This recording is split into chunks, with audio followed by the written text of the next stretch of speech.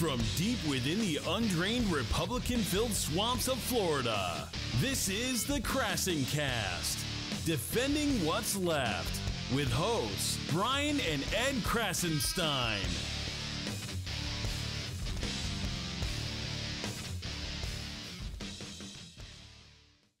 Once upon a time, in a dreary, dreary land called the Swamp, there lived a horrific orange creature. His name was Donald Trump.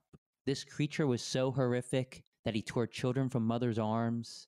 He then implemented tariffs, which led to bankrupted farms. Thankfully, this creature was met with integrity and stealth when along came a man named Mueller, who probed his bogus wealth.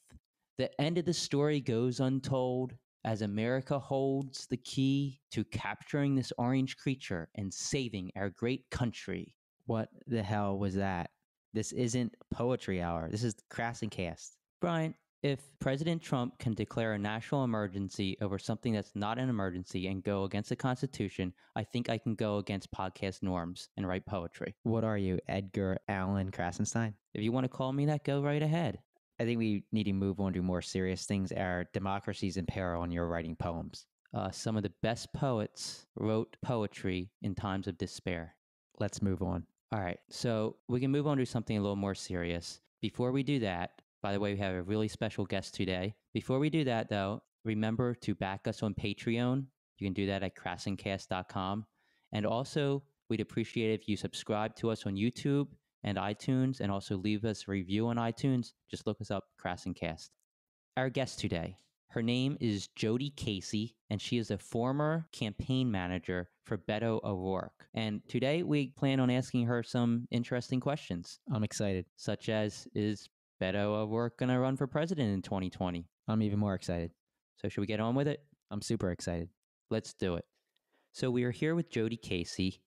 Jody, can you introduce yourself? Sure. Hi, Ed and Brian. I'm Jody Casey. I am Beto O'Rourke's former Senate campaign manager. How did you meet Beto? I met Beto about 10 years ago. He and Amy, his wife, got married about a week apart from my husband and I, Asher. And I met them when Amy was pregnant with their first son, Ulysses. And we actually, at the time, I was working for a company that sold ultrasound machines, and I needed to find someone who was pregnant so that we could demo the ultrasound machine. And so I asked a bunch of friends, and they said, oh, Amy O'Rourke was pregnant. And she was about 7 months pregnant at the time, and I met them in the ultrasound room. And that's when Beto told me he was going to name his baby Ulysses. And I said, no, really, what are you going to name him? He just sat there and he goes, Ulysses. And I go, no, really, what are you going to name him? So that was my first introduction to Beto and Amy. So this was after the punk rock days then? Yes, he was married and an upstanding member of the community, and he was a city council member. So do you still frequently communicate with him since the Senate election? I wouldn't say frequently. I talk to him about maybe once every couple weeks. I talk to Amy a lot more because we are in the same place in life where we are raising kids here in El Paso, and our kids go to the same school, and we're coordinating things like that. But yeah, I talk to him every here and there.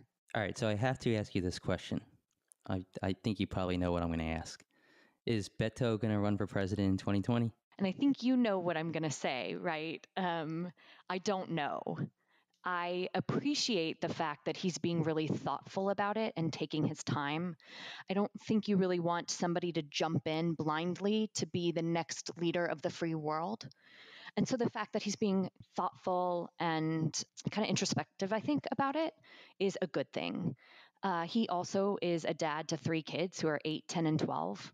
And I think that's a serious factor for he and Amy when they make this decision together, if they do make that decision to run, are the kids and the kind of life that they would have during a campaign.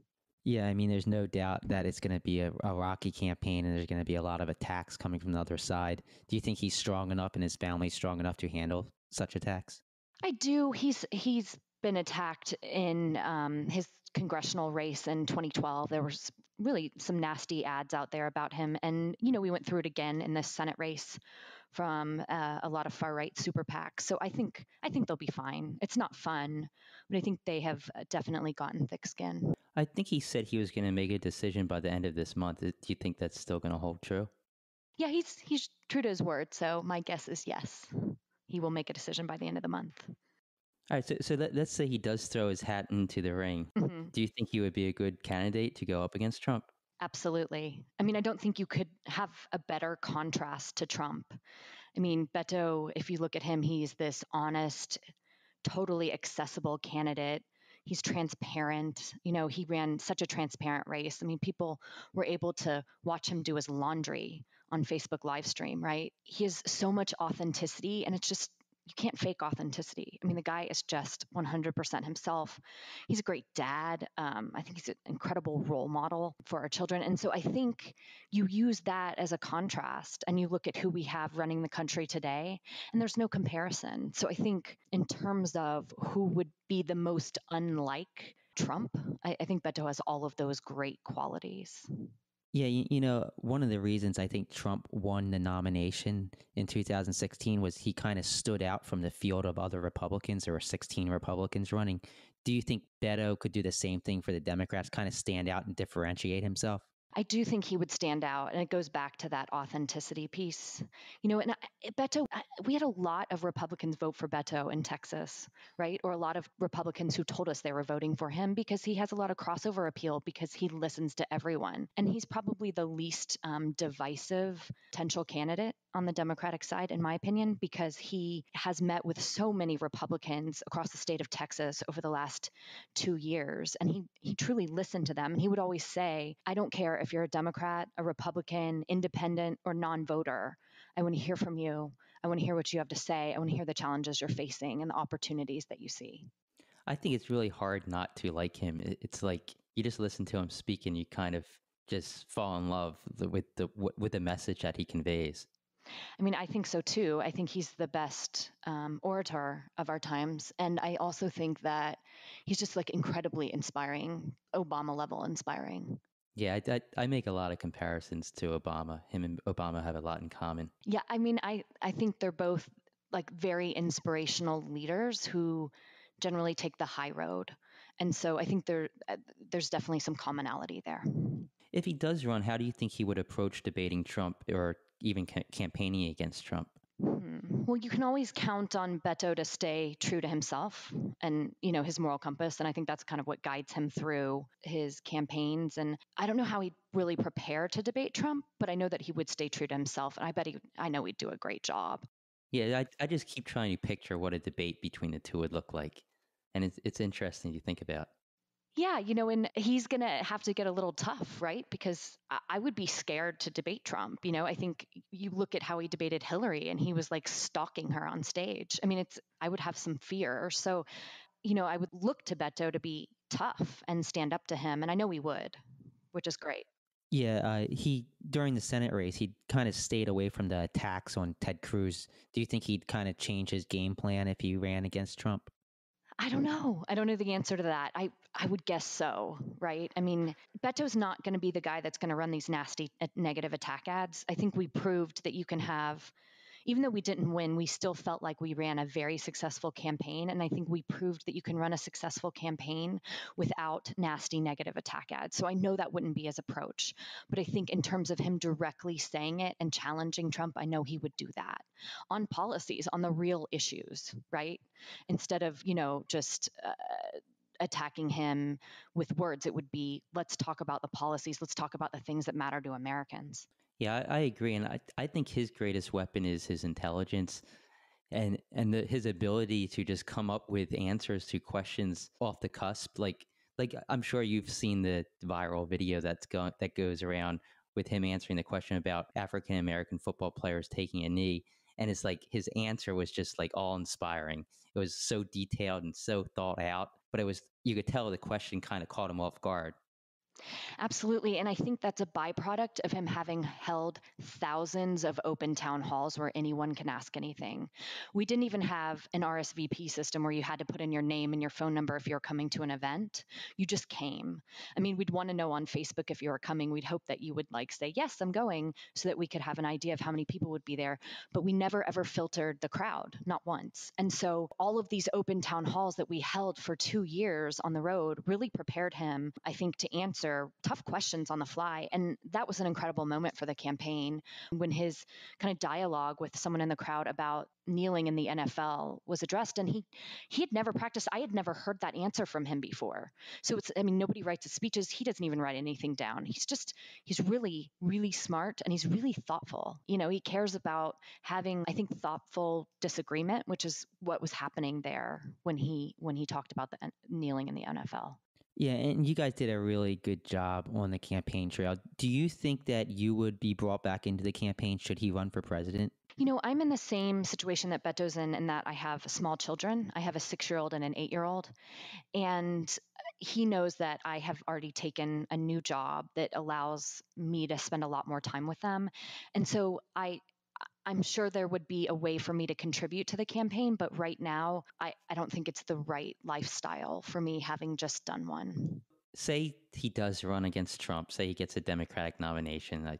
That's, of course, if he decides to run. Do you think he would defeat Trump? I do. Why do you think that? What's your main reason for believing so? Well, I think he has crossover appeal, like I mentioned before. And I think there are people that voted for Trump who are who Beto has always welcomed to his events.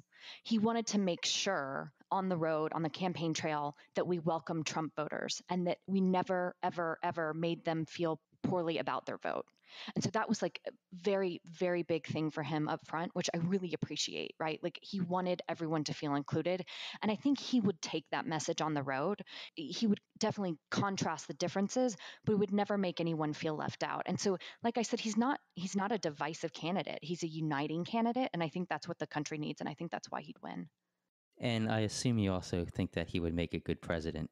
I think he'd make an incredible president. Beto's so smart, and he has tons of policy depth, and he would surround himself with the right people, which he's proven in the past.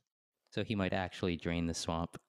I think absolutely. I mean, I don't know if you know this about Beto, but he stopped taking PAC money long before he ran for Senate. He stopped taking PAC money because he was uncomfortable with it. So if he was to run for president, you think he would also not take PAC money? Oh, he wouldn't take PAC money. There's no way. I mean, he made that pledge a long time ago, and now you see a lot of candidates who are running for president follow suit.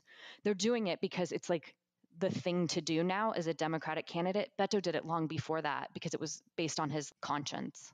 If you were to offer him advice on one thing that you would do different in, say, a 2020 race compared to the 2018 race, Senate race, what would it be? Oh, gosh. I feel like we stayed true to how Beto wanted to run the campaign. And so I'm really proud of it. And I don't think I would change anything.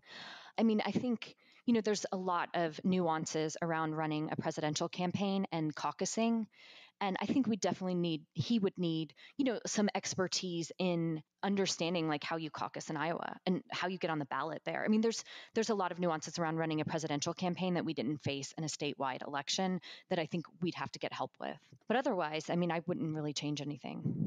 Do you think he would consider a VP slot if he didn't run for president, or even if he did? Do you think that's something he'd consider in 2020? I have no idea. All right, so let's get away from the whole presidential scenario. I'm sure you're tired of talking about that. No, it's okay. There's just a lot of speculation, and I just don't know. How did he handle his loss to Ted Cruz? Was it a bad loss for him, or did he just sort of move on? I mean, we were all crushed. We thought we were going to win. That night, we thought we were going to win. And we knew it would be really close. So we were prepared for how close it would be. He, of course, always takes the high road. And I felt like his concession speech was probably better than most acceptance speeches I've ever seen. I'm not sure if you have had a chance to watch his concession speech, but it was amazing. And so I think he was able to be at peace with the loss. And we all were very quickly because we felt like we ran the campaign the right way. And the next morning we were all at his house and we live streamed from his house. And we were sad, but we were totally at peace. And I think also it was such a hard campaign to run. He outworked any other candidate I've ever seen run a campaign. I mean, he was on the road as much as he possibly could be, as much as humanly possible. And so I think we were also very exhausted. And in some ways, I was just glad for it to be over because it was so exhausting. But he was at peace. I think we were all at peace. And he's just been kind, I think, since then, and helped us through it, helped us through the loss, his team. If you could tell us one thing about Beto, given your experience with him in the campaign and your personal experience with him, that most people don't know, what would that be? So he's a practical jokester, and he loves to pull like big pranks on his close staff.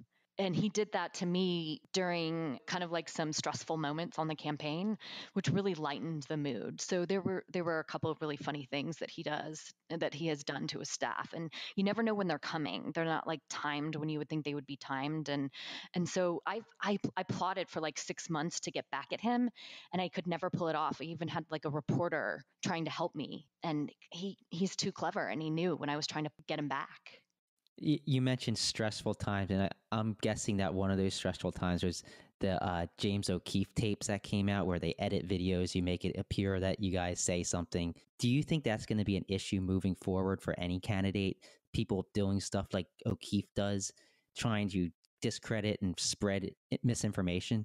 Yeah, I mean, I think you saw that James O'Keefe planted people, like spies, so to speak, in a lot of campaigns, including ours, and didn't really come up with much, right? And so I do think that it's going to be a challenge for campaigns. I also think it's just like a really horrible, immoral thing to do. And it's quite unfortunate that O'Keefe did things like that. But you know what? It wasn't that stressful of a time for us because I knew we hadn't done anything wrong. And so there were a lot of other times that were much more stressful than that. That was, quite frankly, just ridiculous. Yeah, I was watching that video. I'm like, what is this even supposed to say? You know what I mean? Like I couldn't even understand. I was waiting for the climax or for something to happen, and it never actually happened. Yeah, I mean, I think HuffPost ran a headline that a mole was planted in Beto O'Rourke's campaign for 3 weeks, and all they found out was ... they had helped the poor. What would you recommend future campaigns doing to try and avoid these moles from getting planted in? Is there anything that they can do? I don't think there's anything you can do. I mean, we were an open campaign, right? Like open town halls, open office. I mean, we're so accessible, and I'm sure he will always be that way no matter what kind of campaign he runs. But I mean, I just think, you know what? We were running a great campaign, and we were running a legal campaign, and there was nothing that some silly organization that's really been discredited many times over was going to find. But I don't think you can really protect yourself from it. Not if you're going to have volunteers. And that's the whole point of our campaign is these thousands of grassroots volunteers across the state. And this one specifically that was in our office had used a story about how she was a veteran, had committed suicide, and that's what brought her to the campaign. And that resonated because that was what Beto was so focused on for 6 years in Congress was helping veterans. Yeah, I think that as long as the campaigns aren't doing shady stuff, then you don't really have to worry. I think what happened with that video was that it just spread confusion. Like I think so many people just see a video and see like a headline. They don't even understand what they're seeing in the video, and they're confused. And if they're on the fence voting, it could have affected them. And that's what's scary in my mind. Yeah, I think though the people that would read that Beto was funding the caravan, quote unquote, probably weren't going to vote for us in the first place.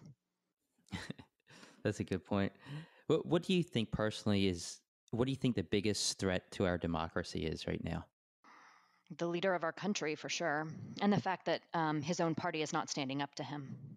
Yeah, that's a really good point. I think that's equally as big of a threat as the fact that the Republican Party is not standing up for their own values.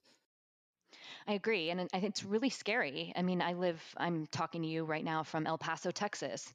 My son is in first grade and his school is 100 yards from Juarez, Mexico. There's no emergency crisis here. I can say that confidently. We're looking forward to a really fun weekend with our friends here in El Paso. It's 65 degrees and sunny. We're going to go to Top Golf tonight. I mean, there's no crisis here. And so it's sickening and disheartening and so frustrating that what is happening today is happening. So Harold Schultz recently announced that he's going to run for president as an independent. What's your opinion on him? Do you think he's going to hurt the Democratic Party? I think he has the potential to hurt the Democratic Party. Independent candidates generally do. He also mentioned that he might consider not running if a more centralist candidate would run for the Democrats. Do you think Beto would be that candidate? I don't know if he would consider Beto that candidate. I'm not sure. I think, I'm in the position of, or I'm in this place personally, that I'm going to support whoever the Democratic nominee is, right? No matter what. And I'm not going to tear down any of those candidates because, I mean, we just have to get Trump out of office. An independent candidate could be devastating. And it's really unfortunate. I wish he'd run as a Republican. Why not? Yeah, me too. Do you consider Beto to be a centrist, or do you think he's more to the left? That's a great question. I think his voting record shows that he votes his conscience and that and that he listens before he makes a vote. So, he always posts. When he was in Congress, he would post on Facebook and in as many places as he could why he had cast a vote and his thought process around it. And, he takes so many different opinions into account, and he has so many different people around him, people who are far left and people who are centrist. And so I don't know that I can answer that with certainty how I feel about him, but I just know he's a great listener, and I really trust whatever vote he's going to make. I trust him unequivocally. I know he's had a meeting with Obama, I believe. Do you know if he's talked to Biden at all since the Senate race ended? Not that I know of. All right, well, do you have any closing thoughts? No, I just wanted to thank you all for everything that you're doing to stand up to Trump. And I think I read one of you just had a baby, and I don't know which one that is since you're twins. Yeah, Yeah. Brian. And I remember you posting, I've been following you all for a while, and I remember you posting about how you just want to make this world a better place for her. I think it was little girl. And I feel the same way. And so that's why I wanted to do this podcast with you all, because I'm really worried about the state of the country, and I'm really worried about what kind of society I'm going to leave my kids with. And so I appreciate everything you all are doing, and I just wanted to say thank you. I think we all agree with that. Absolutely. It's for the kids. All right, well, thanks for joining us, and maybe we can talk to you once Beto announces, if he does. When he announces. We'll see. Absolutely. Stay in touch. Nice speaking with you all. It's always great to hear from a campaign manager or somebody so close to a potential presidential candidate.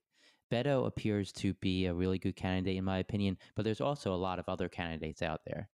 Yeah, and the 2020 race is already heating up. I mean, we're only in February, and there's already 25 or so Democrats who have either announced that they are running, have formed exploratory committees, or are considering running.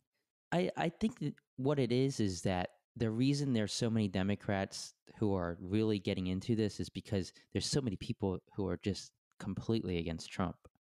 Yeah, and I mean, you kind of saw the same thing in 2016 during the Republican race, and there were so many people against Obama.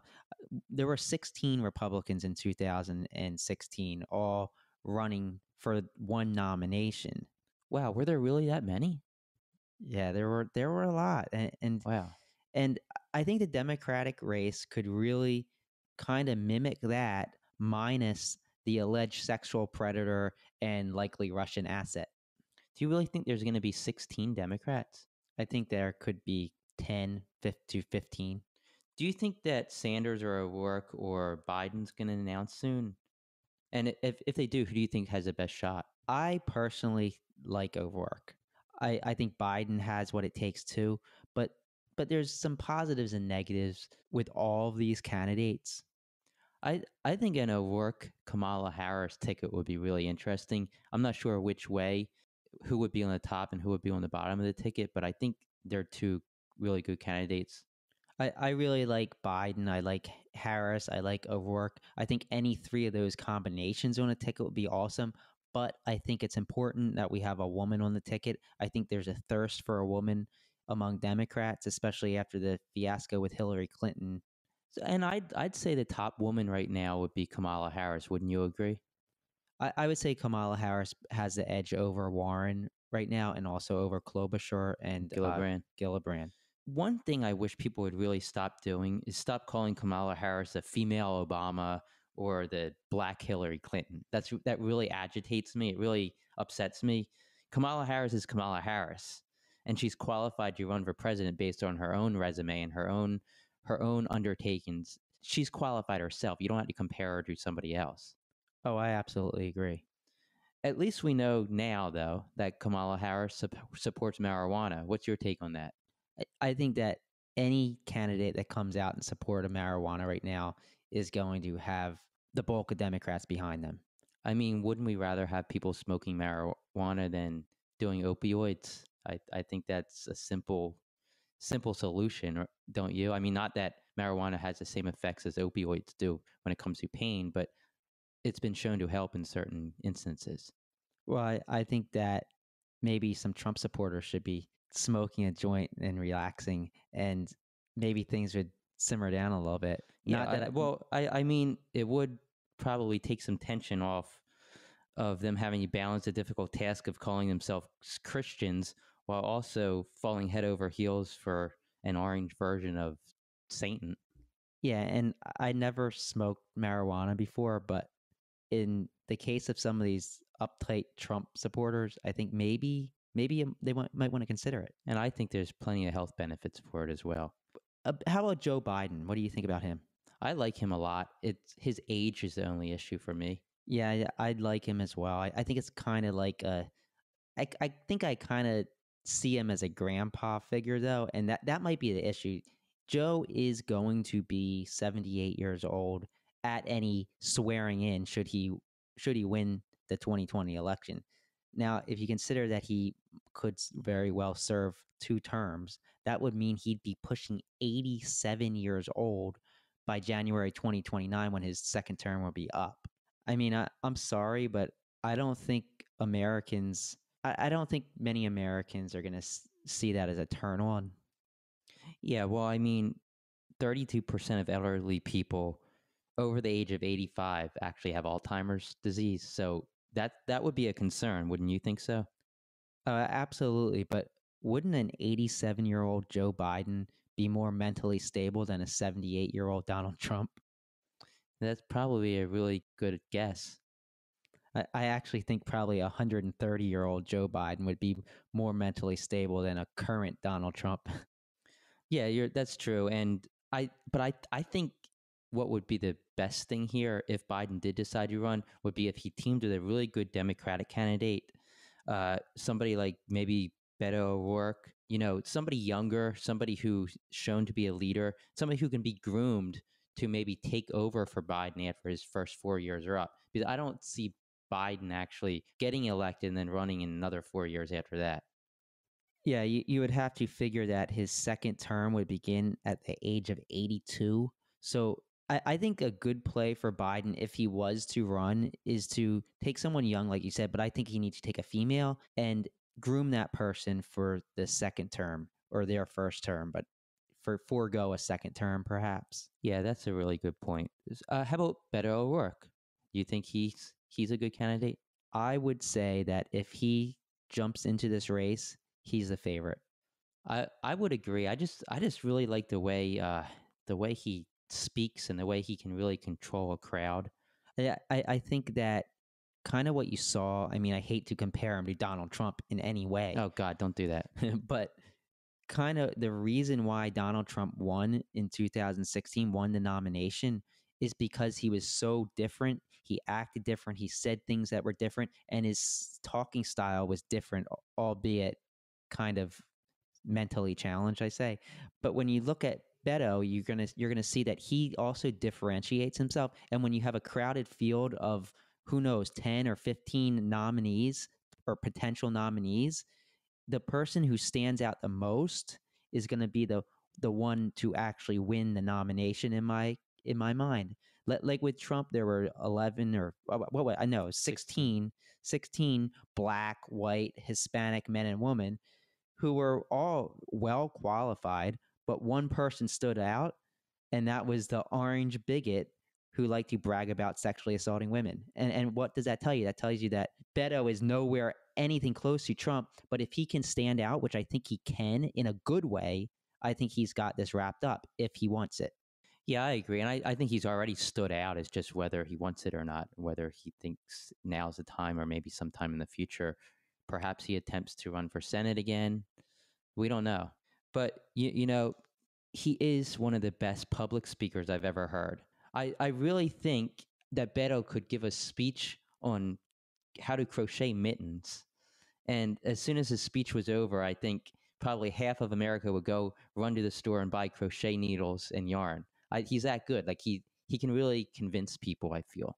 I agree with you absolutely. He has kind of how Bernie Sanders had that whole pointing thing. He does the same thing with his arms, and I don't know, but it differentiates him and it makes him stand out. And like I said, that's a good thing. His arms, so now you're going to elect him on his arm movements? I don't know. I don't think it's his arm movements. I think it's just a way his demeanor and the way he can really show his emotions and get crowds emotional, and he just has a way of drawing people in and getting them on his side.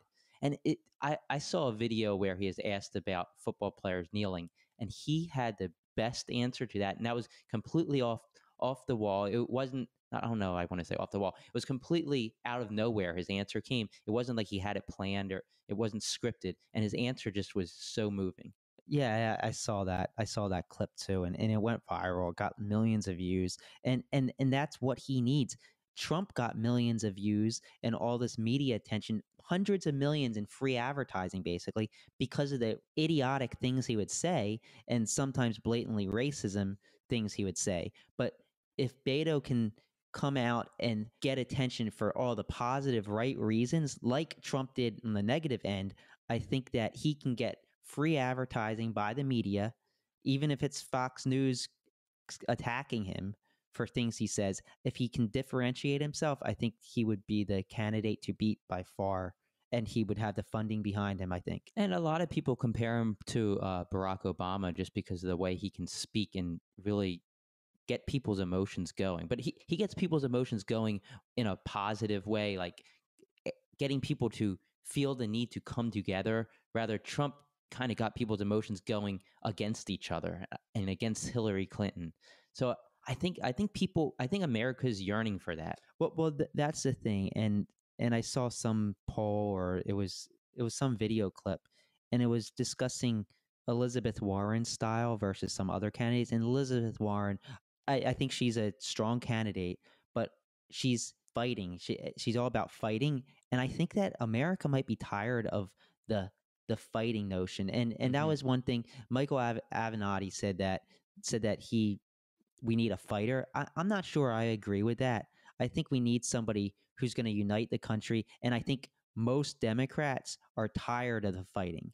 Well, there's multiple ways of fighting. So I don't know if fighting means you have to create anger and you have to create bitterness towards someone. I think you can fight by just proving the facts, showing what America really wants, and using your heart rather than your fist to fight. I think fighting without attacking, if that makes any sense. It does. I think it does. What about Bernie Sanders? What do you think about him? He's even older than Joe Biden. So the whole thing with Joe Biden that we talked about, add a year to that or so. So he would be pushing 88, I think, at the end of his term. And I'm sorry, I just don't think I don't think America needs a president that old. I like some of his ideas, but I also think that unfortunately he's kind of helped split the Democratic Party. I don't know if it's him that helped split. I think the Democratic Party just is kind of split. It's not. I wouldn't blame it on Bernie Sanders. I agree. I wouldn't blame Sanders. I like, he has so many awesome ideas, and I'm behind a lot of these ideas. But I think that he might not unite the party like some other candidates may, like an O'Rourke or like maybe a Kamala Harris. I keep going back to Beto O'Rourke. I really like him. There's an X factor. And that X factor is what happens if Joe Biden doesn't run. If Joe Biden doesn't run, who does he endorse? And who he endorses, I think, becomes the number one candidate. Yeah, that's a good point, Ed. And I think we're going to find out if he's going to run pretty soon here. I mean, we're recording this interview or this segment right now, and by the time this segment airs in a couple of days, he might have announced already. So hopefully we're not outdated. I don't know. I think he might not run. I think he might actually sit back and instead decide to back another candidate. I think that's a real possibility. And whoever that candidate is, if that does happen, they're going to be the number one candidate, in my opinion. That's a good point, and I agree with you. So who does America think is the best Democratic candidate to take on Trump? Who does America think will be the Democratic nominee? There's a few different ways to look at this. You can look at the polls. Recent Morning Consult poll was just released a few days ago. that showed what percent of Democrats would say they would vote for different candidates. And number one was Joe Biden with 29%. Number two was Bernie Sanders with 22%. Number three was Kamala Harris with 13%. Number four was Elizabeth Warren with 8%. Number five was Beto O'Rourke with 7%. Number six was Cory Booker with 5%. And number seven was Amy Klobuchar with 3%. That's really surprising. And I'd be curious. I'm guessing this poll took place before O'Rourke's El Paso rally. It did. And I think that O'Rourke probably rose there. I'm surprised he's so far down there. Well, this is the thing. Number one, he hasn't announced he's running for president. Number two, America knows Joe Biden. America knows Bernie Sanders.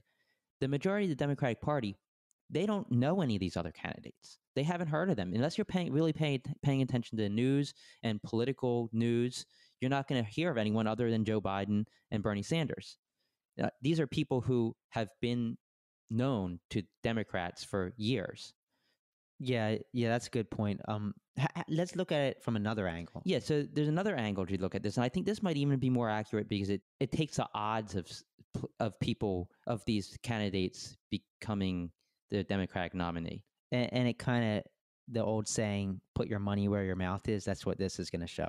Yeah, so oddschecker.com, it's a website that compares various websites on the internet that use betting odds to rank these candidates.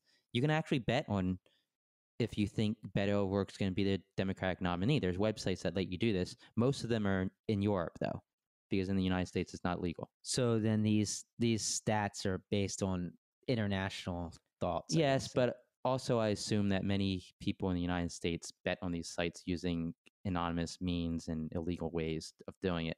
So OddsChecker actually has Kamala Harris ranked number one with 3-1 odds of being the Democratic nominee. Joe Biden is behind her with a 5.5-1 odds. Beto O'Rourke is third with 6-1 odds.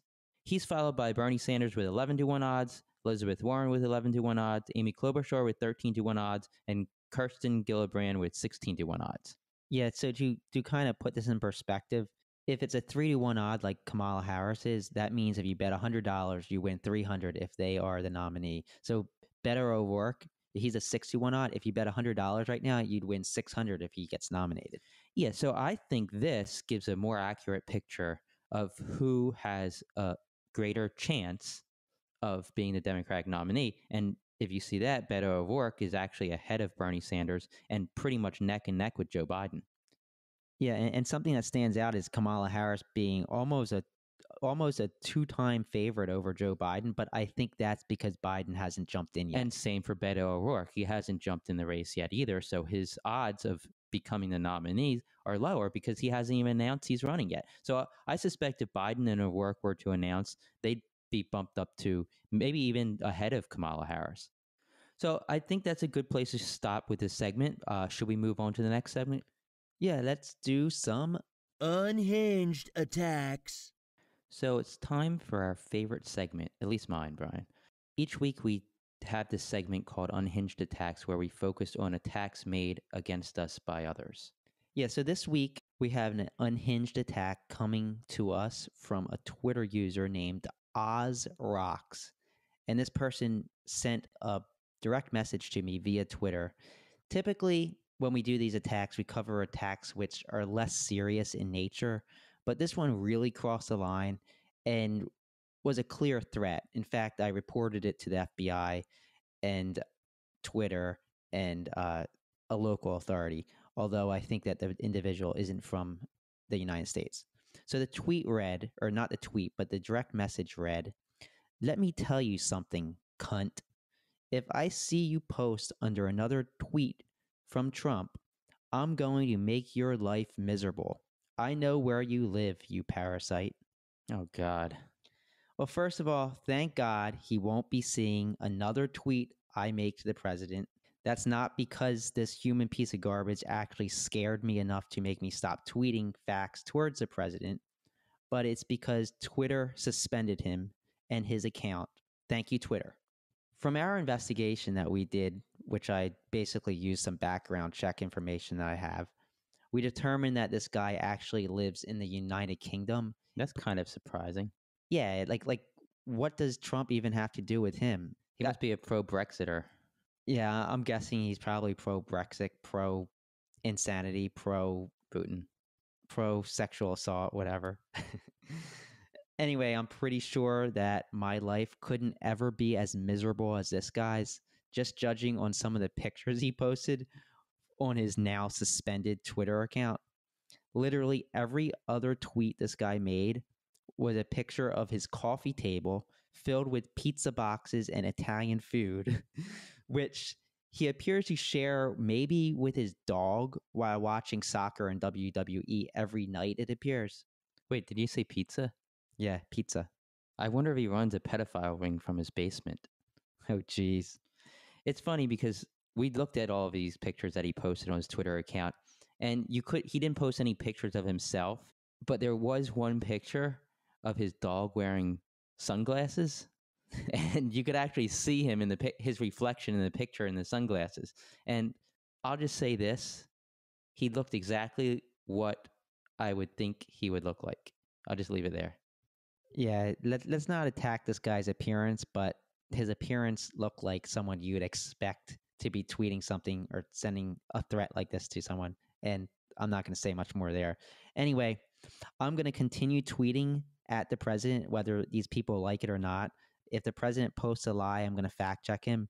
And if you're living in the UK and you just can't take it anymore, then I'm fact checking a man who has no bearing on your life whatsoever. Actually, he probably does have some bearing on his life. Well, they don't have to worry. This guy doesn't have to worry about it any longer because Twitter solved that problem for you. They suspended your account and you can no longer tweet to me, attack me, threaten me, whatever. Boom. In your face, Ozrocks. Boom. So should we move on to the next segment? Yeah, now it's time for a segment we like to call Deep Thoughts. Deep Thoughts is where Ed and I discuss a deep thought of ours. And this week, considering that Trump declared a national emergency over the southern border issues, I wanted to talk about that. If southern border crossings are near a 20-year low right now and are said to be improving each of the last 20 years consecutively, then how the hell is this actually an emergency? Why wasn't it an emergency in 2017 or 2018 when Trump and the GOP controlled everything? That's a really good point, Brian. You know, if these Republicans are going to allow Trump to circumvent the funding bill that they signed by declaring a fake national emergency, they're cowards. There's no other way to explain them. They're cowards. You no longer have authority because you surrendered it to a man you despised before he became president. It's really absurd. Yeah, and if this actually goes through, I cannot wait for the 2020 Democratic primaries. Just think about it. What are the campaign slogans going to be? I'm Kamala Harris, and my national emergency is going to be gun control. Or I'm Joe Biden, and my national emergency is going to be healthcare. Or I'm Beto O'Rourke, and my national emergency is climate change. You're not very good with those voices. I thought they were decent. But yeah, I agree. It's going to set a new precedent. It's going to be a new platform for Democrats. It's going to change the way that presidents run the country. If they can just declare a national emergency just because they don't get their way, we're in for some hard times. Well, if this is a national emergency, then what about the 33,500 firearm deaths in the United States each year, or the 45,000 deaths associated with the lack of health care in this country each year? You know, Trump doesn't care about numbers or facts or stats, so he'll just say those numbers are not accurate. Well, and here's what gets me. If you look back to February 28th of last year, 2018, the president said the following: 45-year low on illegal border crossings this year. ICE and Border Patrol agents are doing a great job for our country. MS-13 thugs being hit hard. But now you fast forward 1 year, and Trump says, this is a national emergency. Or maybe better, this is a national emergency. Stop with the voices, Brian. Anyhow, this isn't a national emergency any more than Melania Trump swatting away Trump's hand Or Trump missing a spot of spray tan when he does his daily spray tan routine. Or maybe when he accidentally walks out of Air Force One into a rain shower without an umbrella. Exactly. So he's setting a new precedent, and is not a precedent that we as Americans should be proud of. Well, I think that's a great place to end episode 5 of KrassenCast. Thanks again for listening. We have these episodes coming out every week. Next week, we have another great guest lined up. Please be sure to leave us a review on iTunes, subscribe to our YouTube channel, and also, if you'd like to support us, please check out KrassenCast.com, where you can support us on Patreon. Thanks again.